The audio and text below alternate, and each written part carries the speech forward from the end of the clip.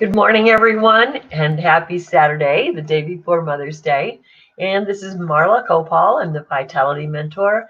And I've been running this series on resiliency in home-based businesses because I know many of you are considering new options in your life. And you're sitting there and you're saying, what do I do next? Well, let me give you a few steps to do next. Now, I am someone who loves to coach. I love to coach sales, facilitations, and skills. And then I also love to run health-based, product-based businesses. Now, my history, I have actually had a business many years ago in which I kept 50 people employed. And I'm grateful today that I'm not in that situation because I know that I would have been in a position to probably not make it. I would have had to have kept many of them on board because I was a property manager. And so, we were providing housing for people, but I'm absolutely grateful that I'm not there right now. And I want to honor everybody who is there and supporting everyone who's needing housing, and they're able to follow through with the continuing services of plumbing and pool repair and dishwasher repair and all of those things that need to happen while people are buying housing from you. But the other thing is the other situation that goes on with all of us when we're in this unknown time period. Excuse me. The wind is really bad here today and it's getting to my throat. So what we have to do is to take a look at what do I want to do. So I know of a couple of other people who've had to close their doors. The regulations got too bad, and I was really grieving for them this week. It's too soon to see if they want to have another option or whatever, but I know that if it's this time for you, you're deciding what other business is available to you. What do you want to do? Or do you go back and be in the employment of someone else? I want you to take an inventory of your skills. What you will do, what you say you won't do, but what you could train up to eliminate. So I even know some people have had jobs that haven't required typing at all for years. They're going back and taking skill-based classes to just get their typing up. So there's a site you might want to look at. It's lynda.com, lynda.com.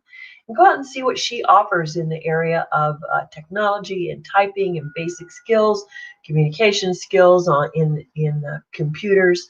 So see what it is that you might need. Get yourself skilled up.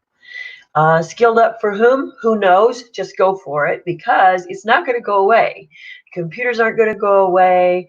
Facebook isn't going to go away. Social media isn't going to go away. So find some fun programs that you want to play with. If you need any support, you just message Marla Kopal on Facebook and I will help you with that.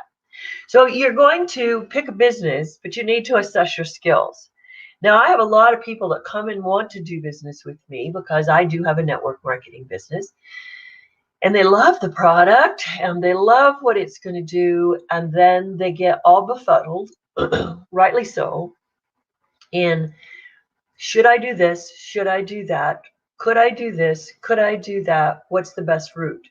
And sometimes you just have to create a plan and you have to take those steps forward on that plan. So hi, everybody who's here. Again, I'm in one of those dithers where I do not know how to get comments to post for me. I've done all the settings on Facebook and it still doesn't work for me, so I'm not too sure. But you can comment out on YouTube. I do know that that's possible. So let's go back to the point is you've got to assess your skills. And, I was thinking the other day that, oh, I do just this. And it's like, no, for 10 years, I kept 50 people employed until I chose to sell that business. And guess who I sold it to? I trained up 2 key people who loved what I did, and they were able to do that. Now, in the network marketing business, they always talk, and they bought me out, but in the network marketing business, they always talk about duplication. The problem is you need to find a good coach or a leader who will help you duplicate in your style. So here's a piece that's missing always. People think if I just say this formulated sentence, this word, that's the magic key and someone's going to buy. You cannot duplicate your style. So as a coach, I can share with you my energy levels. You can work with me at a farmer's market and understand how I quickly engage with people. But that's going to be your assessment of what you see me do. It's not exactly what I say.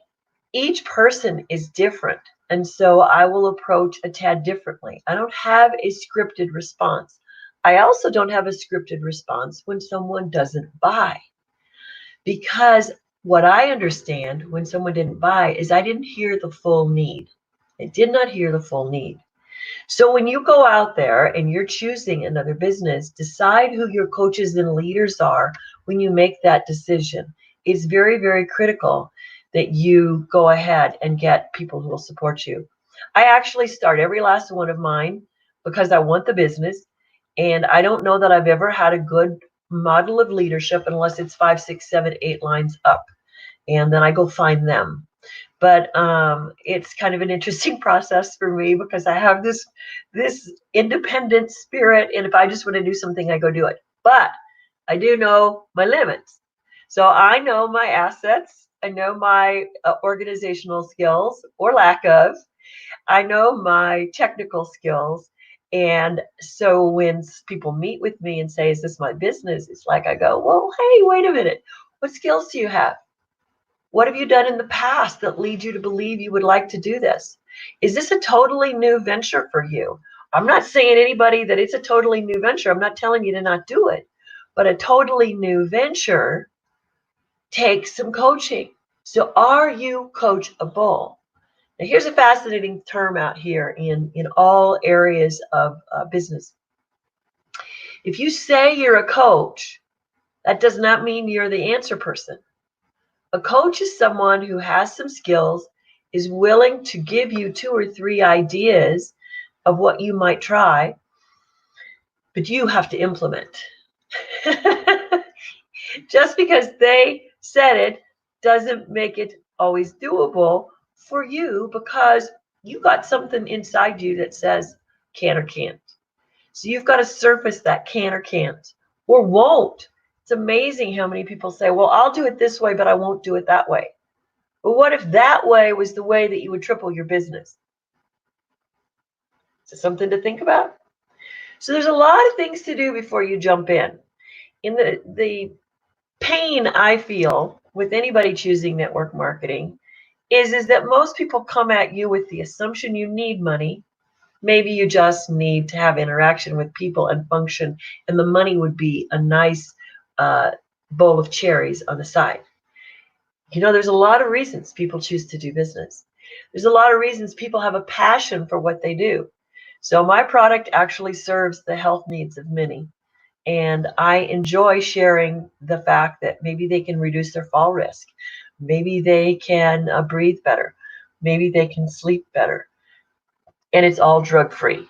Because I am a drug-free proponent and have been for over 30 years. Probably longer, but that's what I'll admit to. So why do you choose to do business? You have a need or you have a desire, and that's great. Now go do your investigation of your own assets and skills. Now when people are talking to you, really sift through what they're sharing, because I see many, many people go, well, if they're doing it, I can do it. Maybe, maybe not. Maybe they're really connected with the church and have a lot of people. Maybe they're really connected over here and have a lot of people. So they didn't even have to know what they were doing. It just worked. Some people have to go out and create a marketplace for their items.